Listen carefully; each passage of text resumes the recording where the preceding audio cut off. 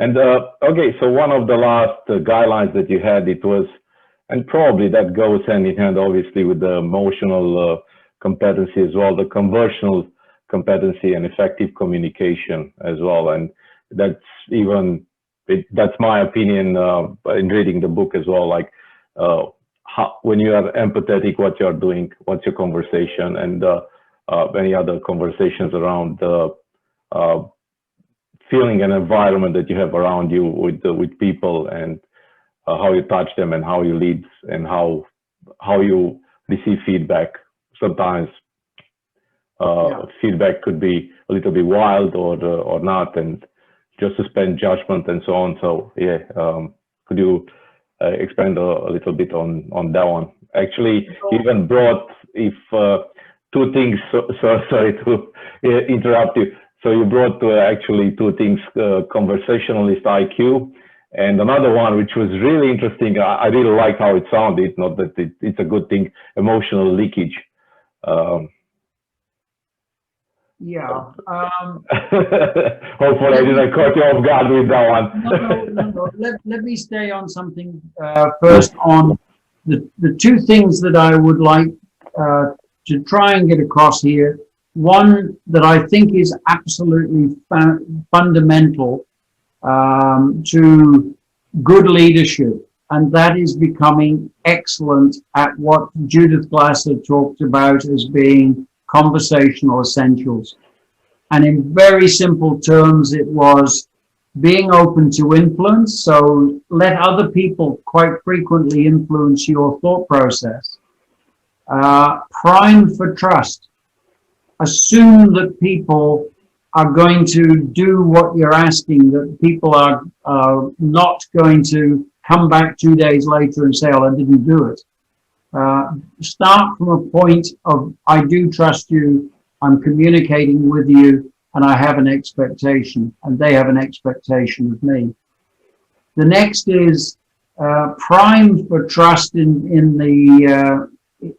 terms of trust itself, the transparency in the way you communicate, the relationship that you create, the understanding of what everything is about in terms of the people, their ability to do the job, what you're asking of them.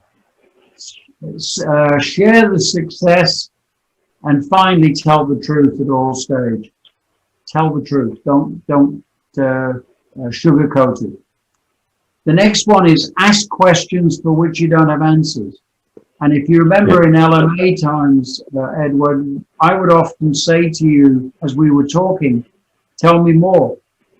Yeah, I remember that. Yeah. Give me an example, and I wouldn't come back. I'd say, tell me more. What did you do after that? Why did you do that? Yeah. Why is actually not the best way. Quite often when you ask somebody why, it puts them on defense because it's a very strong question. Yeah. Oh, what should I have done? It becomes defensive. The other things with Judith's are listen to connect, not judge, confirm, or reject. It's a lovely little line.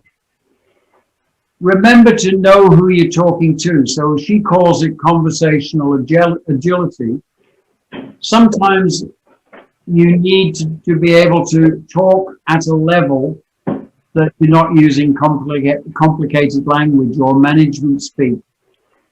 Other times when you're talking up to your boss, you have to keep things very short and to the point. Yeah, correct. Yeah. I'll go into detail. And sometimes the final thing to look at on those is how well have I checked that the other person understands me? Double click on, have we actually communicated to your satisfaction? The other thing in conversation that is a real takeaway, and I hope you've managed to look at the book, it's called, or the précis of the book, it's called Crucial Conversations, and it's how to deal with those really difficult conversations. There are a few books on that, on crucial conversations. Yeah. Very, very important. It's a fantastic book, and I would genuinely recommend that as a book to buy. Crucial Conversation. Conversation. Patterson, Remy, Macmillan, and Swipesler. Yeah. I actually seen a few good copies around the work with that particular book.